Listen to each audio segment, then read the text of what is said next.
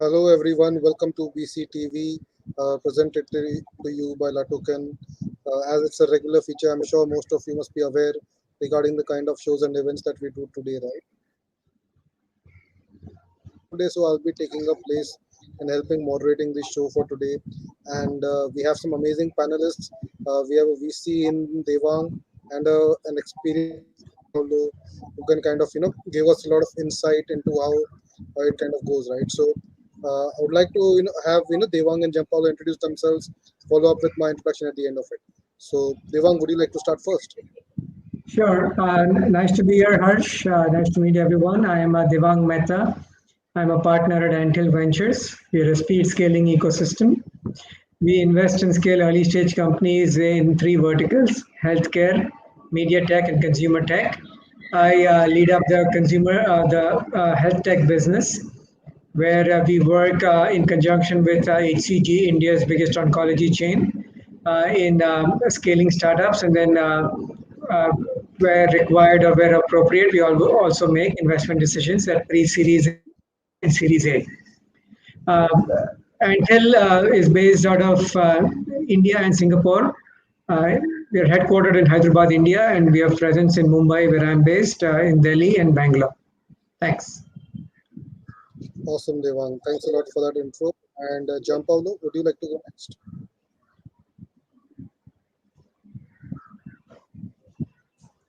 Gianpaolo?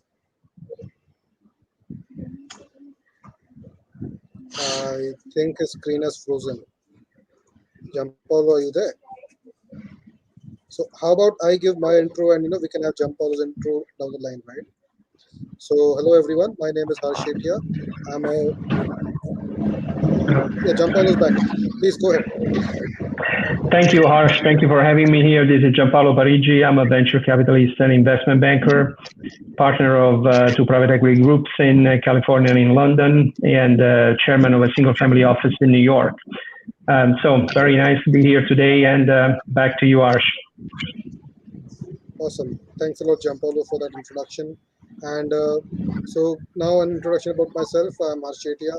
I'm a venture partner with our ventures.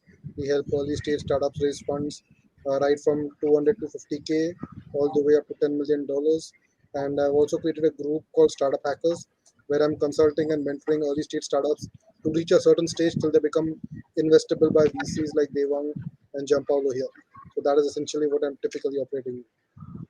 So coming back to our topic for today, right? Why some great ideas fail to fundraise. So let's talk about one step before that, something much more fundamental, right? What do you essentially look at when you want to invest in a startup, right? Do you look at ideas? Do you look at concept? Do you look at business? What are some of the major parameters you look at when you look at investing in a startup? Devang, would you like to start first? Sure, I can go. I think the stage where we invest pre-series A and Series A. Sometimes it's largely the team. It's usually the one thing that will stay constant over the next 5, 7, 8 years. The rest, there's bound to be pivots and there's bound to be changes in the market and all that. So the team is critically important. Everything from what they've done in the past, their entrepreneurial flair. The team should be well rounded. So one technical and one business person at least. We don't like that person to be the same person. We like one business head, one technical head, and how they know each other. Ideally, they should have known each other for a few years prior to starting the company. So it's not like someone's just brought them together to build a company. Those things usually don't stand tough times, those situations. We also don't like hired situations. So we don't like a CEO that's hired CIO or a CTO that's hired a head of marketing. We like, for them to be founders of the company. Of course, then the rest is all needed. You need a sizable market. You need an idea which is distinct and has some differentiation. We don't like incremental ideas like most other VCs. We like something that's game changing, that disrupts an industry or upends it, brings about changes which are significant, not incremental. And the addressable market should be big. And then if any of the founders or the key team members have past experience in growing a company and exiting, that's always helpful.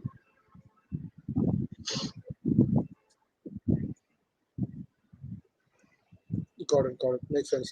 Very insightful and very important points over there. A lot of startups sometimes they feel that just we get an idea and something, and we can go out to the VC and raise funds, right? It is far more complex and far more complicated than that.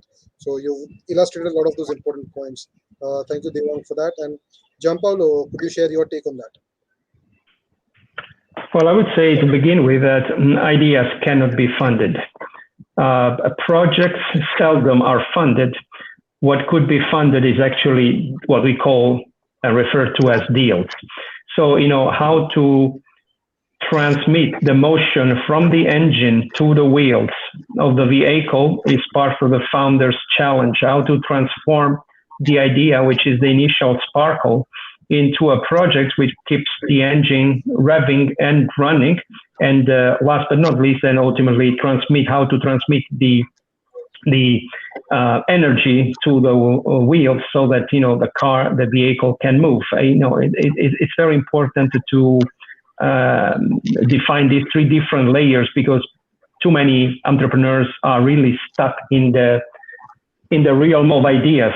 Some of them venture out to manufacture a project, but very few of them are capable of putting together what we consider a viable deal. And a viable deal has to do not only with the fact that there must be an idea of a return or a possibility of achieving returns down the line, but there are more components that are necessary for this vehicle to be functional, and this is something that we can discuss today. Correct. That's a great point there, Gianpaolo, isn't it? Ideas by themselves, they're very half baked, right? Just on idea, you cannot kind of invest. You need something more behind it. How you kind of brought the idea to the fruition, what the steps you have undertaken. A lot of those other factors are required to kind of to make it something which is much more investable. So could you kind of deep down into that a little bit further? What kind of elements that you look at, and why do you feel some great ideas today? Especially during COVID situation, we all are aware that early stage fundraising has become a little difficult, right? So why don't you tell us, what you are essentially firstly elaborate on that point, and what other some ideas which you think could have gotten fundraised according to you?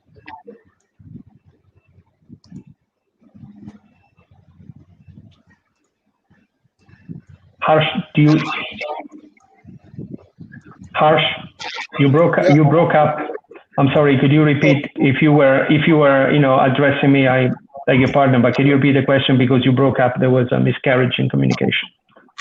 Okay, no worries. So my original question was kind of building on the original point which you made, right? Ideas cannot be funded. You need to bring the idea to the wheel, right?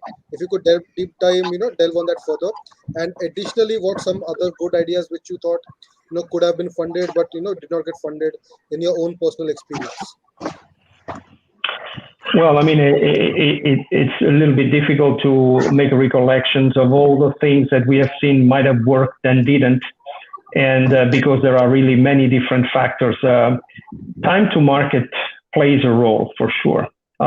You may have brilliant ideas and even turn them into projects way too early for the market to receive the input. And so, I mean, you would have overshot the runway unbeknownst to you. So this is one example why ideas, may fail.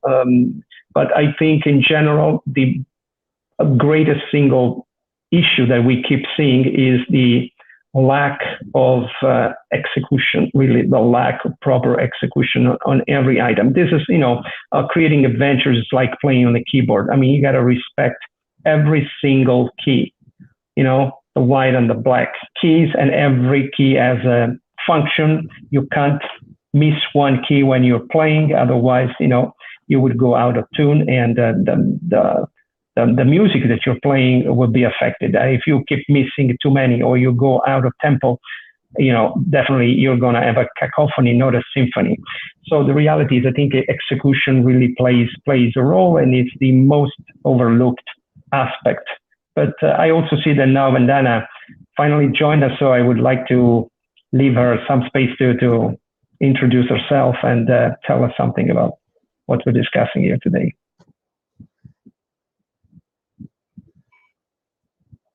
Sure. Thank you so much for adding me back. So I'll just Exactly, should I exactly. start by So introducing finally, myself? due to some technical delay, Vandana could not join us earlier, but she's here now. So Vandana, if you could, hello, Should I introduce myself first? yeah, Should I introduce myself first, or should I jump onto the question? yeah, just a quick intro, and then what you look at startups in terms of fundraising. Okay. Okay, sure. So first of all, thank you for the entire team of Latokan VCTV, and thank you, Harsh, for today's episode. I had Yes, my please, own just do a family. quick intro first, and then you can then elaborate. Yeah, sure. Am I not audible? So you're audible. Is there a Am technical I issue? Am I not audible? audible?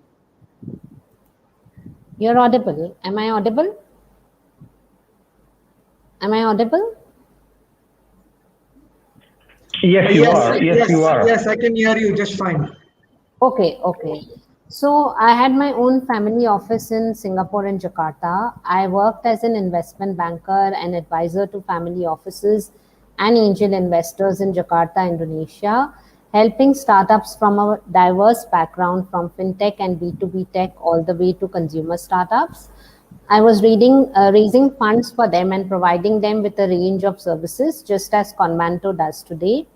And after 15 years of staying in Singapore and Jakarta, I came back to India. I did investments for a bit and then returned to advisory. That is when Convanto was founded, and today Convanto is the most well known boutique investment banks in India, led by a female founder. I'm connected with 300 plus investors globally. We pick up global deals, we are sector agnostic, and we typically do $1 million to $25 million. Now, coming to the question as to what I look into startups when we pick up deals is we definitely look at the founder's background. We also look at what are they bringing on the table in terms of any kind of disruptive technology and if there is any revenue in the company.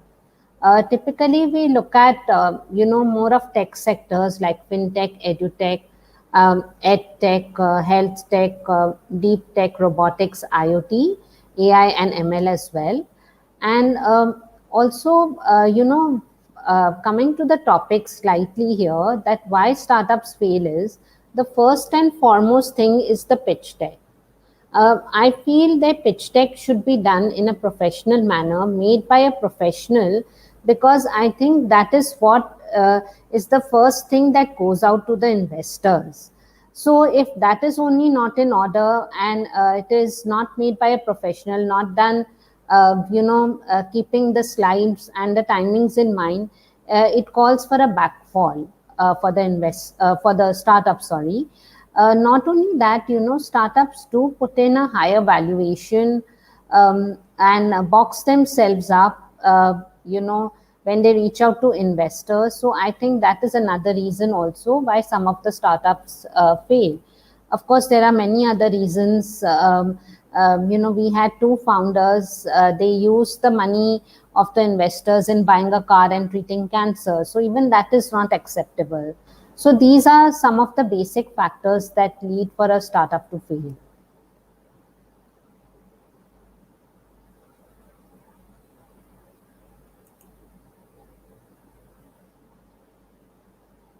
So, oh, Harsh is not on the call.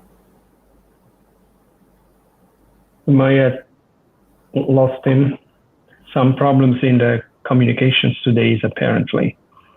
I see. Well, why don't we carry on and listen? I'll take it from here one moment until Arsh comes back. What do you think? Again, I mentioned before a lack of execution as what I keep seeing as the greatest single issue. But overall, from a strategic point of view, I mean, what's your experience for both of you to what do you find really the bone of contention? What do you find the critical areas when you are ready to invest in a company and you stop short of investing? I mean, what really makes you untick, if it will? And I would like to start with you, and then again, and then our courteous fellow host as well, guest as Could you well. repeat your question, Gianpaolo?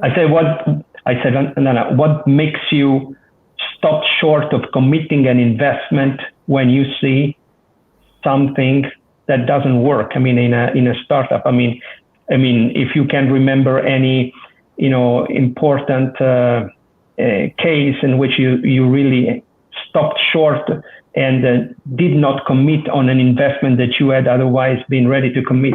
As I mentioned, my example is being having verified that the founders were lacking of the execution skills and capabilities that they had maybe thought that they had or they are purported to have.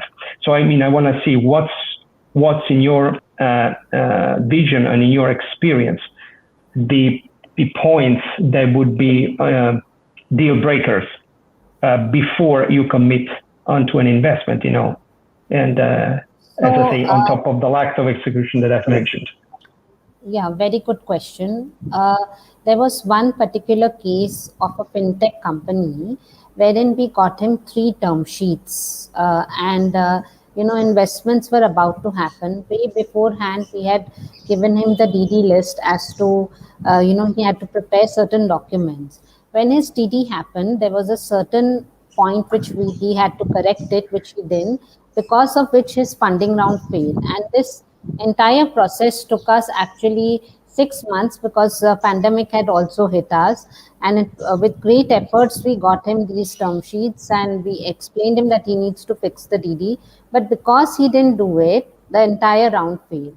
So it's also because of these factors. In another case, the fund took very long to hit the accounts of the founder, wherein the funding round failed. So these are some of the factors also why a funding round fails. And DD, of course, we can only look at the DD when it's actually happening with the fund. Before that, nobody can actually say what goes wrong where. Thank you. And Devang, what about you? What have you seen as a deal breaker, maybe a few minutes prior to closing on a deal in a startup? You're on mute, Devang. Yes, I must say we haven't yet come across a scenario where we had to change at the 11th hour. We've generally, the DD has come through fine. I think if at all what we see in a pre-series A, the most important thing is the team. And to go further, I think pre-series A investors, what they decide pretty soon actually is more of a gut feel. Like when you meet a team that is seed funded, that is this company Series A able?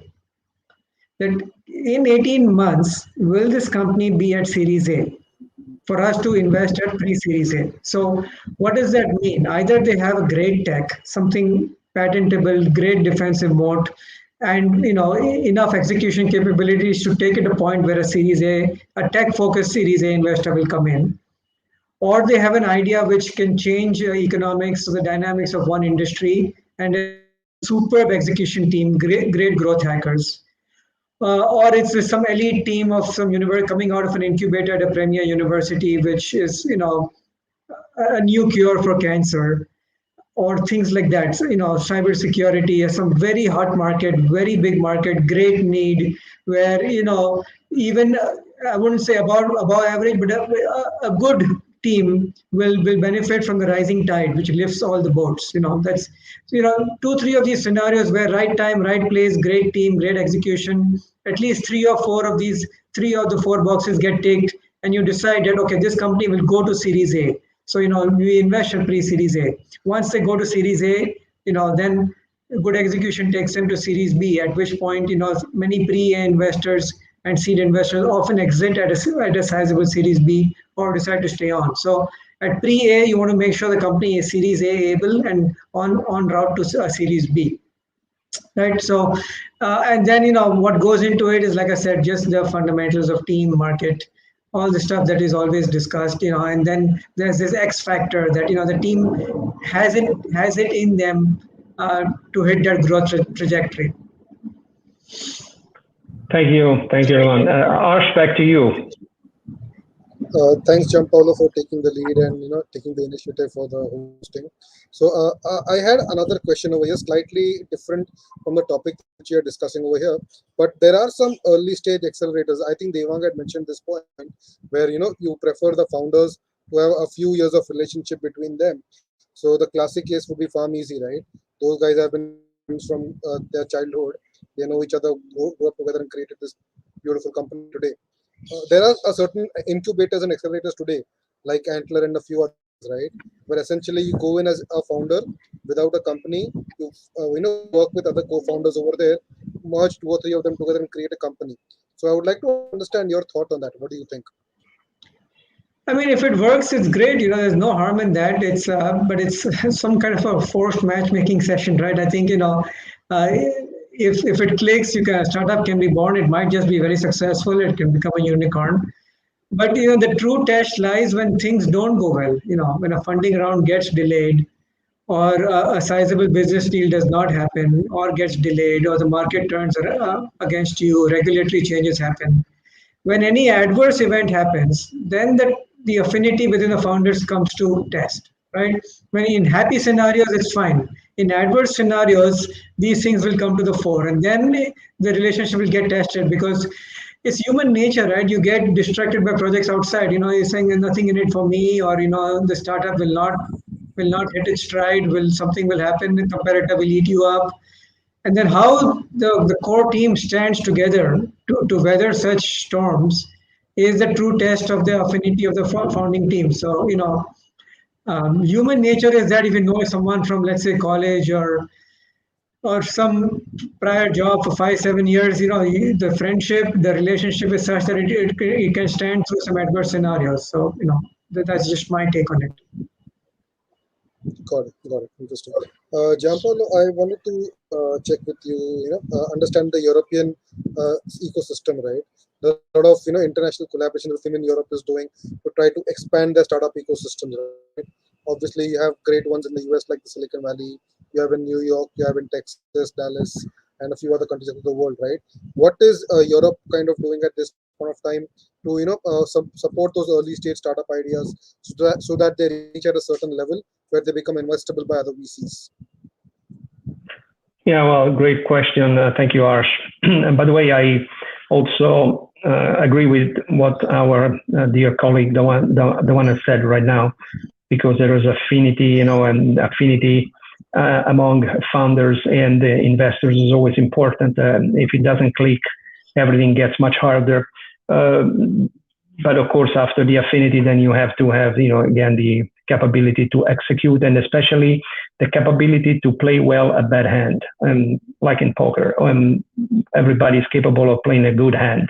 But, the reality, sometimes the business, the economy deals you a very bad hand, and how well that particular team plays together in that moment is what really matters and gets you through the night. Now, coming to your question, Europe is doing, by Europe, we want to define first and foremost, the European Union is doing a great job, I think, finally, putting substantial funds together for startups, and particularly for startups on 4 different technology sectors that are blockchain and artificial intelligence, healthcare, environment, and everything that is connected to tackling the climate change, and in general software and applications that are regarding the digital transformation. So there's about 2 trillion that have been earmarked in the European Union as of last year in August, of which about 1 trillion would be disbursed beginning this year. So there's enough momentum already with this, not to mention every other amount of private and institutional capital and strategic capital that is available already in the continent. So I think to put it in the perspective, I think that we are going to definitely see those 4 blocks: India, China, European Union, and United States basically being the four main actors in the technology space when it comes to startups. And everybody else will have to reorientate, and hope to be attracted in one of these four big magnets, and because outside of these four magnets is really very little in terms of capital for startups.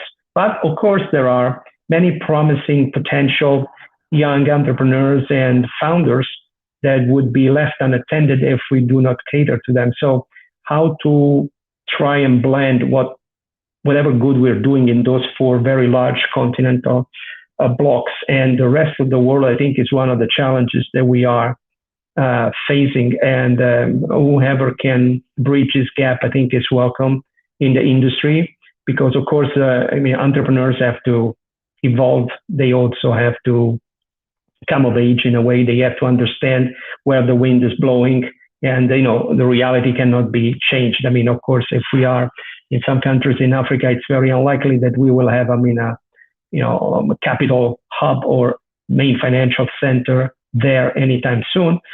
And in the meantime, companies that are being formed in Africa, there are phenomenal young companies that are coming out.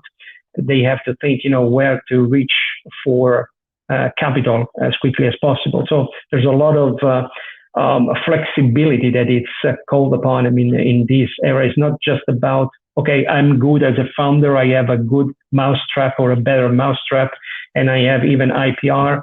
I need also to combine that, with efficiency and with the flexibility to understand where my consumer or business market really is. So my destination, and I have to combine and couple these, last but not least, also with where can I search and obtain the capital that I need for the growth of my venture. Because obviously, if I spend too long raising capital, my venture may be obsolete. Especially technology makes everything obsolete pretty quickly nowadays.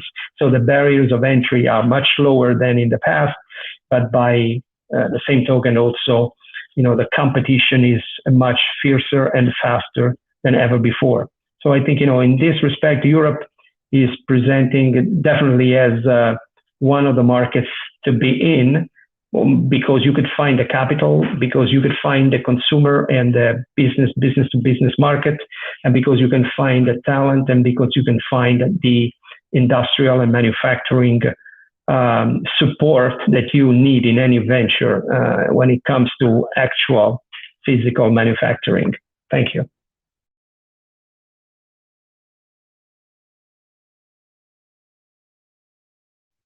Harsh, I think you're on mute. My bad. A lot of interesting points over there, right from kind of ecosystem support which is there to the internal competition, and the biggest takeaway over here is in today's day and age, with tech being so easily available, tech is no longer the moat, right? Coming back to Devang's original point, what is the defensible moat? Tech by itself is no longer the moat. That is why you need to find out something which is more defensible, something apart just from tech, something truly mind-boggling, different, or you come up with that deep insight from the sector, which comes after decades of working in the industry. Something along those lines could probably come up as a moat for you, and probably that is, that becomes a much more defensible proposition, right? So coming next to Vandana, Vandana, you've been helping a lot of companies and startups raise funds for the past few years, right? I want to, get your take on how startup fundraising has been, different from say 3-4 years back to the last 6 to 12 months during COVID. So, it's a very good question, because a lot of funding has happened in the past 2 years. Of course, in the edutech sector, it has happened a lot, much more than any other sector. But, we have seen, last year I have closed 4 deals just by sitting on one chair in fintech, in agri-tech, in edutech, in food tech. So, health tech deals are also happening everywhere. And I've seen that there's enough capital, enough deals are happening. It's just that in between those 2 months, everything has slowed down, but still, investments were happening.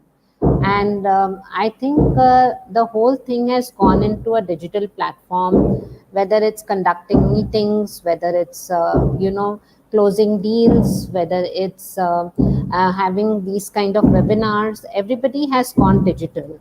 So the efficiency has increased. Like, for instance, I could only do 3 to 4 meetings in a day. Now I can do 10 to 15 meetings in a day and close a lot many things. So I think that is what has changed from now and then. And I think the mindset of the investors has really matured. In your last talk, you had also mentioned about Zomato, if you remember, that Zomato, being loss making, went on to the IPO stage. So I think everywhere the mindset is changing a lot. Everybody wants to do something unconventional and, break those barriers and make things happen now. So I think that's what is going on. Got it. Got it. Some very interesting points over there, particularly about going digital and everything. How to be more comfortable speaking on webinars and everything. So, Devan, I wanted to come to you for the next question, right? In India, in particular, if you check, this year has been absolutely phenomenal in terms of, the number of unicorns we've seen grow, the Zomato IPO which happened last week, which turned out to be, incredibly successful, right? So we are seeing a lot of these big ticket deals happening, $20 million, $50 million, $100 million. A lot of these big deals are happening. What is your take, on the earlier side of the deals, right? For smaller ticket sizes like half a million. Are you seeing any sort of deals over there? And what do you think founders need to do at the earlier stage, to make them more palatable to the VCs and the investors? Yeah.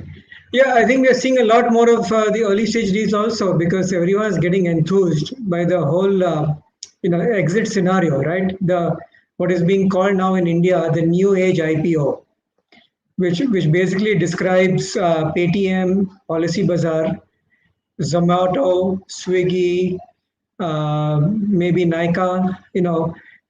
The story is getting complete now. Flipkart was the first inflection point. It was proven that an Indian startup can get acquired by a US startup for multi-billion dollars. The first one happened in India. And it never happened before. So now the startup story is that you can start a company in India, you can get angel funded, you can get VC funded, you can get Series B, and you can exit. In the whole story from start, soup to nuts, as they say, has been defined now. Now even IPOs are becoming more prevalent. So there's enough evidence now that in India, the investing public, both retail and institutional, is mature enough to look at growth factors apart from profitability. They're happy to look at growth metrics like unit economics and things like that. So I think now be a lot more early stage deals because those will be enthused by the fact that there's many more exit avenues. I think Harsh has left again. I think there's some ongoing. Anyway, so yeah, I think to the point of early stage deal making.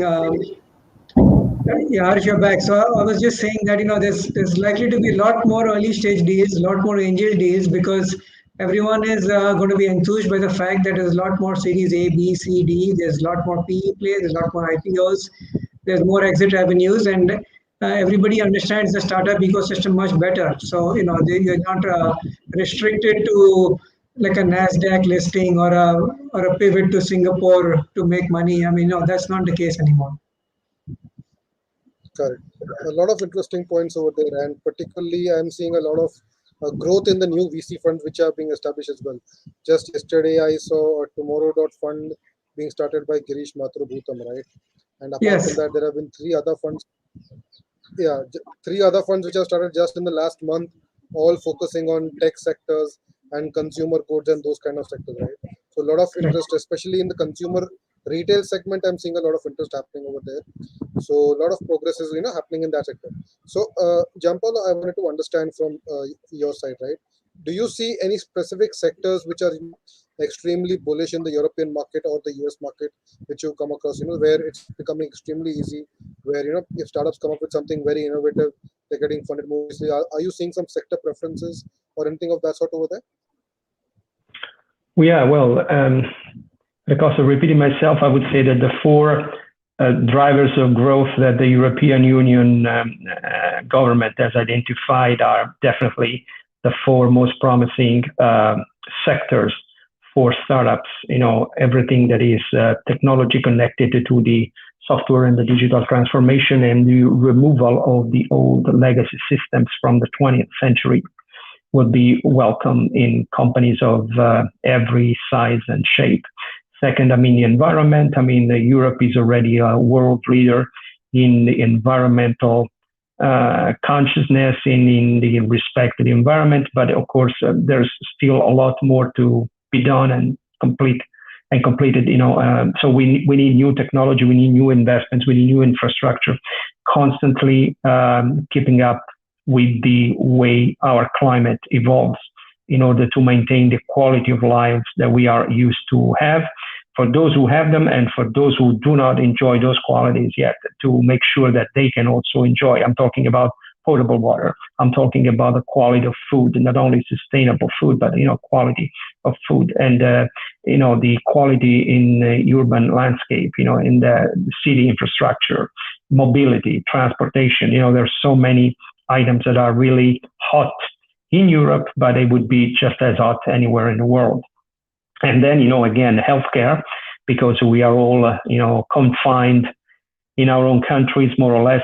We can travel, but, with a lot of limitations and aggravation.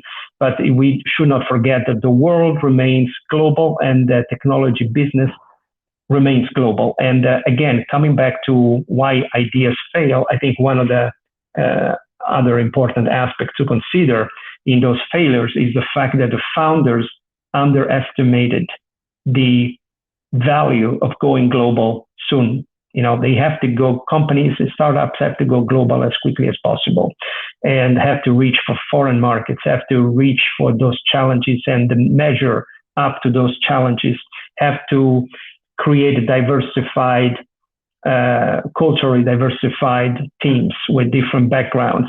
Companies that are just hoping to enjoy, the pleasure of working home in those, even in those large economies, are inevitably doomed to be extinct soon and to fail, because the market is global, and this is a good trend that is not going to be stopped, not even by COVID. And as I say, there are hiccups in the system, but the markets are global and remain global, and companies that are not posed for being global, have no place. Got it. Very interesting points over there. So, especially in the technology companies in today's day and age, when globalization has become so easy, it's extremely important to look at becoming global within 2 to 3 years horizon. It's absolutely vital, especially for SaaS and technology startups. So now, Vandana, I wanted to come to you next for the next question. I wanted to understand. So, obviously, equity funding is one of the most popular routes of funding for startups at the earlier stages, right? And it takes a lot of time to make those relationships with the investors, make those relationships with the VCs. It takes on an average 4 to 6 months, depending on how you have the relationship done, right?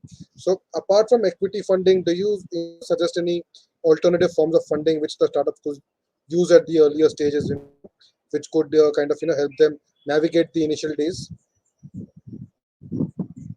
Yes, they can definitely go for debt funding. They can go for strategic tie-ups. They can go for M&Es if they feel that they are unable to sustain. There are a lot many other ways. They can go for some private lending options. There are many options.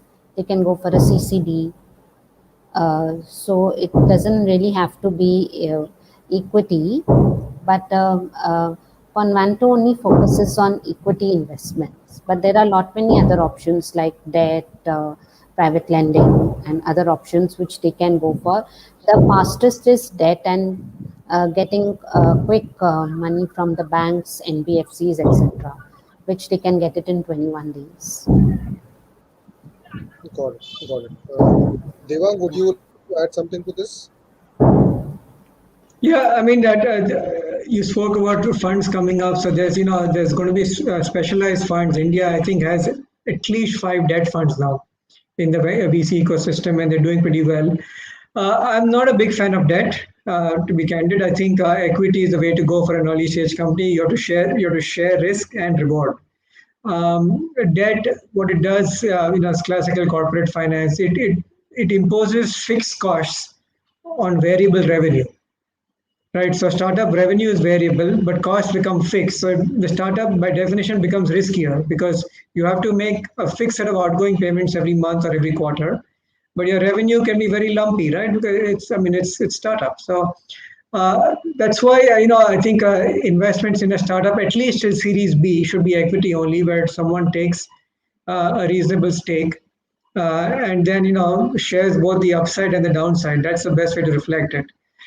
But I think in India, what's been happening is that debt rounds have been happening in conjunction with VC rounds. So I think the philosophy is that there's enough money in the bank to service the debt, and the revenue is not that lumpy or variable. So that I think these scenarios arise from the fact that founders don't want to dilute beyond a certain point. Yeah, I think and it's true. I mean, if the founder equity falls into single-digit percentages, they lose interest. They start getting distracted by other things because the upside is mediocre. When you own just 7-8% of your own company, right? You get diluted at each round at 20-25%, and you start losing interest.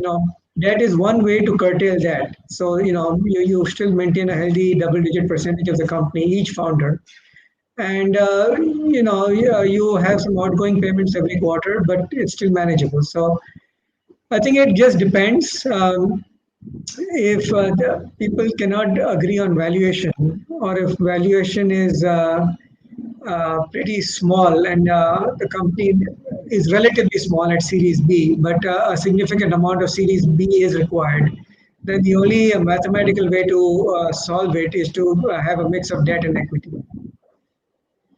Correct. And you've been bang on this, right? We've seen a lot of these venture debt kind of deals right from Series A stage itself, right?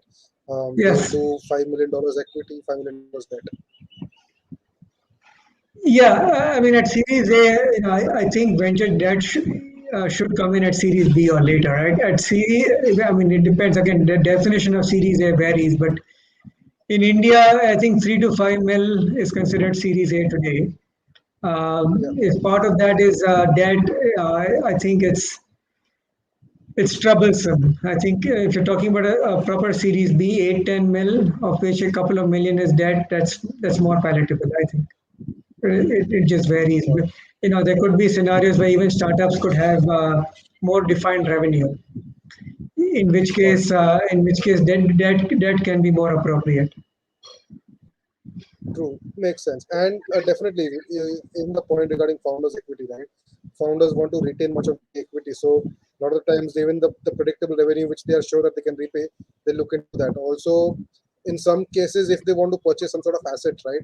Going through the asset-based financing route makes more sense rather than probably, you diluting equity and using that to purchase assets. So that is also sometimes, makes more sense, probably rather than doing equity dilution at that point of time. Yeah, sure. I mean, So, we've not invested in any asset heavy industry because ours is all tech startups, where basically the biggest cost is the team and engineers. But yeah, I guess in asset heavy industries, this starts looking like project financing. You know, it's not it's not classical startup VC dynamics what you're talking about. But yeah, if you want to finance projects through debt and all, and asset purchases and all that, and depreciate those assets over time and finance it through debt. Yeah, I guess there's something for venture debt there. awesome, awesome. Thanks a lot, Devang, for that. Jump on the same question. I'd like to understand from you what is more prevalent in European markets. Well, I think, and the traditional tenets that Devan has mentioned still apply, but we see a new flexibility brought in by some, fundamental macroeconomic reason. The first is debt is becoming very cheap as a result of quantitative easing and interest rates being extremely low. There are more alternative lenders than they used to be around even only 6-7 years ago. And at the end of the day, if a venture is viable for debt as well as for equity. I think the key point is how patient is the capital that you are getting on board, because even debt, if patient enough, could be a good capital, because the interest rates are so low. So if you are given ample time to accommodate the whole process of starting up, pre-Series A's and through Series A's and further, even debt could be, a viable and important component in the early stage of the ventures, where only a few years ago we would have thought of this as inadmissible, inapplicable, unrealistic. So I think we need to be prepared to morph as the economy morphs and as the businesses morph. So I think it's just always keep an eye open for what's going on, and keep ear to the ground, and move accordingly and decide accordingly. Absolutely, very crucial point. So it's very important for the startup to be very flexible and be agile in terms of identifying the right sources of funding. Right, equity source of funding is always there, but if they get an opportunity, to manage and figure out how to get the right because that can help them retain a lot of valuable equity as well. So just to take some final comments from everyone, on this specific topic right now, what essentially is the most important thing which you kind of feel that apart, we've already discussed the team, we've discussed the founding concept, the execution, right? Apart from these 3 4 major factors, what additional thing which you require to kind of ensure that you can get a great fundraising round done and to build a successful startup, and your closing thoughts on the same, and your details, how people can reach out to you, how people can communicate to you. We can start with Vandana. So the thing is, I repeatedly say in all my talks, very important part is the pitch deck. Then comes the video pitch deck. Then comes your financial models and valuations. The story that you create to pitch to the investors. Team has to be complementary. A marketing team, a technology expert, an operations team. There has to be drive in the founders. The technology needs to be disruptive, and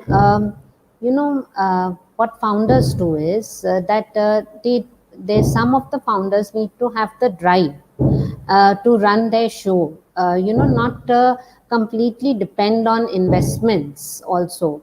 If it's not happening, then maybe they should try to bootstrap, not having a website in order, not keeping their LinkedIn in order. All these factors call for a backfall of a startup. Hence, it is very important to hire the right kind of investment banker who has good relationships with the investors, can guide you as to how you should do your pitch decks and etc., and how you should actually reach out to the right investors. Because many founders, they are not checking the website of the investors, they are not checking the thesis of the investors, and they are just doing cold calling. That is again causing a backfall also to these startups. And also keeping a positive mind, reading the book The Power of the Subconscious Mind, and having your mind in center is very important when you're doing this startup journey, because it's all about ups and downs. So that is very, very important. And I could be reached out on my LinkedIn handle or my website www.convanto.com. And thank you, Harsh and Jampalo, for having me here today. Thank you so much, Vandana, for that nice summary done.